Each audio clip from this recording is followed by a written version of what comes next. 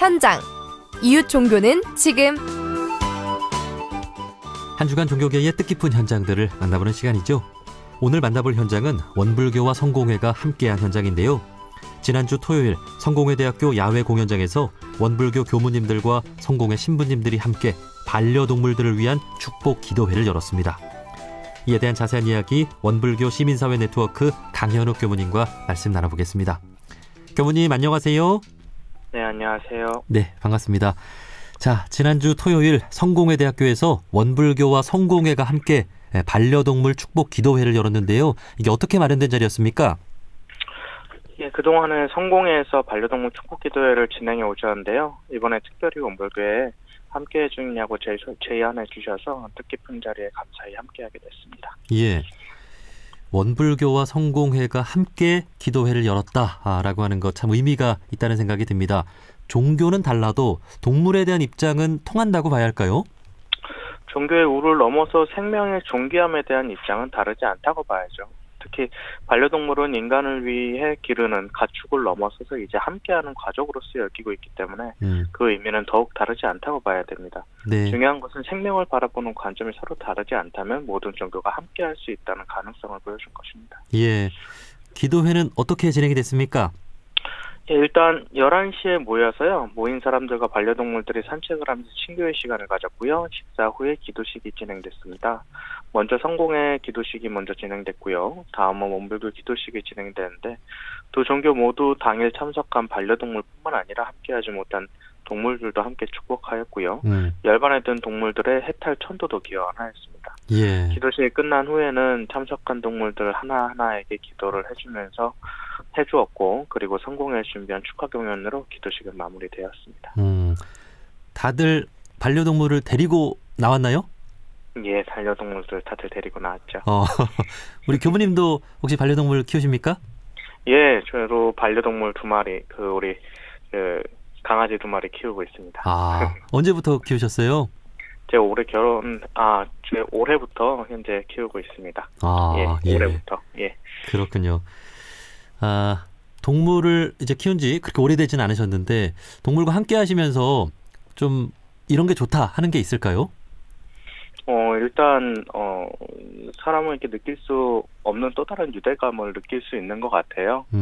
정말 순수하게 다가오는 것들, 어떠한 사리 분별하지 않는 모습들이 보여서 또 다른 기쁨이 있는 것 같습니다. 네, 사실 우리 인간 사회에서 수많은 어떤 배신과 어떤 음모와 이런 상처를 이렇게 받으면서 순수한 동물에 많은 감동을 받는 사람들이 많이 있고 우리 역사적으로도 반려동물들이 참 많은 감동을 준 사례들이 있지요. 예, 예, 맞습니다. 예, 인간들끼리 상처를 주지 말고 좀 화목하게 살아야 될 텐데요. 예. 네. 자, 이렇게 반려동물이라는 말처럼 이제는 동물을 가족처럼 대하는 사람들이 정말 많은 것 같습니다.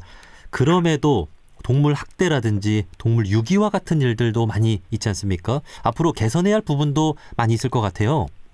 예, 말씀하신 것처럼 반려라는 뜻 자체가 평생을 함께한 배우자에게 붙이는 말이었는데 이제 함께하는 동물들에게 반려라는 단어를 붙인다는 것 자체가 함께하는 사람에게 있어 동물 이상의 의미를 갖는다고 할 수 있습니다.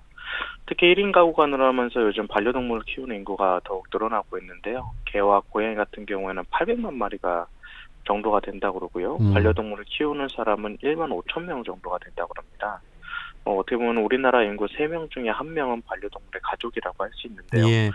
그런데 말씀하신 대로 단순한 흥미로 구입하여 키우다가 쉽게 동물을 유기하는 일 또한 많아진다는 것입니다.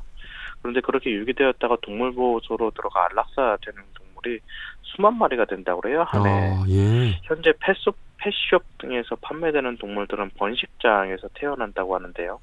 이곳을 공장이라고 불릴 정도로 정말 반인도적으로 출산이 이루어지고 있습니다.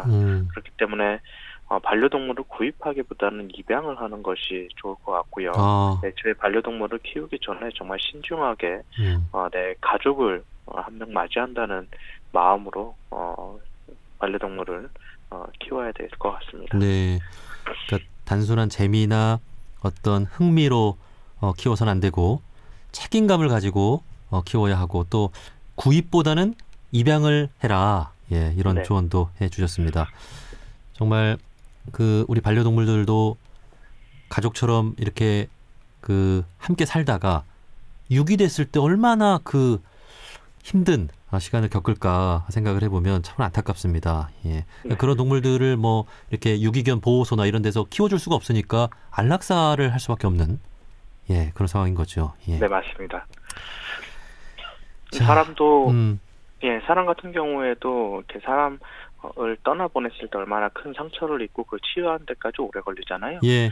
반려동물도 마찬가지라고 합니다. 새로운 주인을 만난다고, 새로운 가족을 맞이한다고 해도 맞이하는 데서 그전에 입었던 그 상처들을 치유하는 데까지 굉장히 오래 걸린다고 그래요.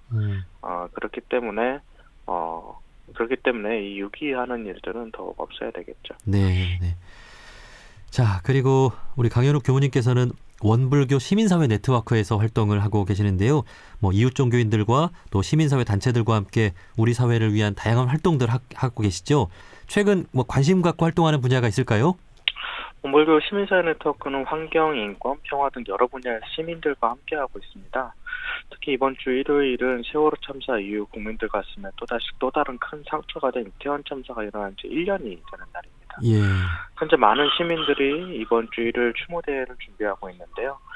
천주교, 개신교, 불교, 원불교 4개 종단도 오후 2시 이태원역 1번 출구에서 4개 종단 추모 기대회를 진행할 예정입니다. 그리고 오후 5시에는 추모대회가 있습니다. 네, 이번 주 일요일이 이태원 참사 1주기가 되는군요. 우리 4개 종단 종교인들이 이태원 참사 유가족분들을 위해서 지난 1년간 많은 애를 쓰신 것으로 알고 있어요.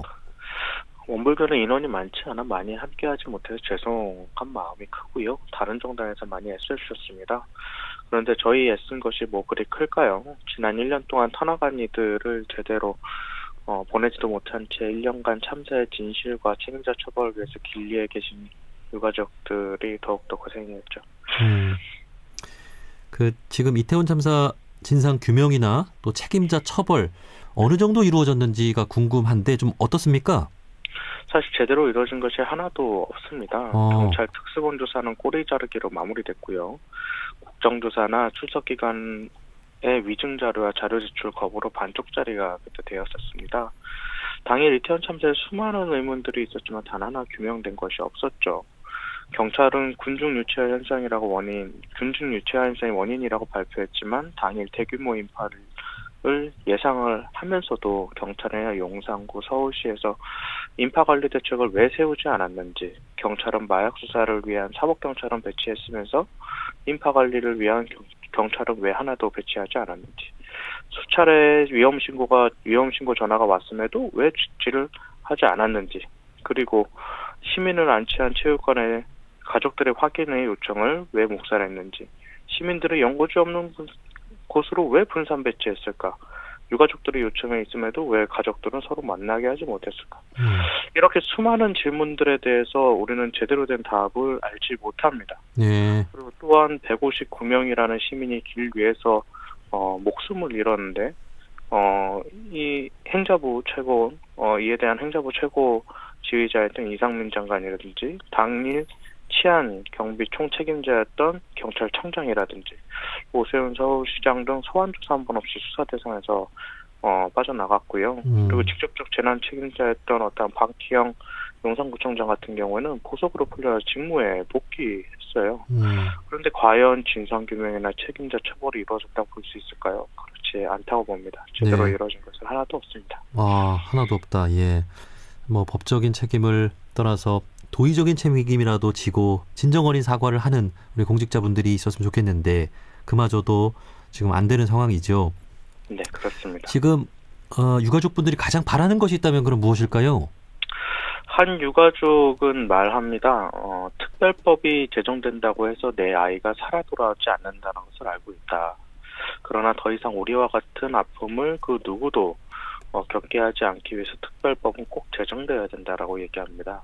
앞서 이야기한 것처럼 제대로 된 진상규명이나 책임자 처벌이 이루어지지 않았습니다. 그렇기 때문에 성역 없는 조사를 위해서 특별법이 꼭 제정되어야 되는데요. 현재 여당의 강력한 반대가 있었지만 패스트트랙으로 어렵게 특별법이 국회 법사위에 올라가 있어요. 이제 올해 말 정도면 본회의가 남았는데요.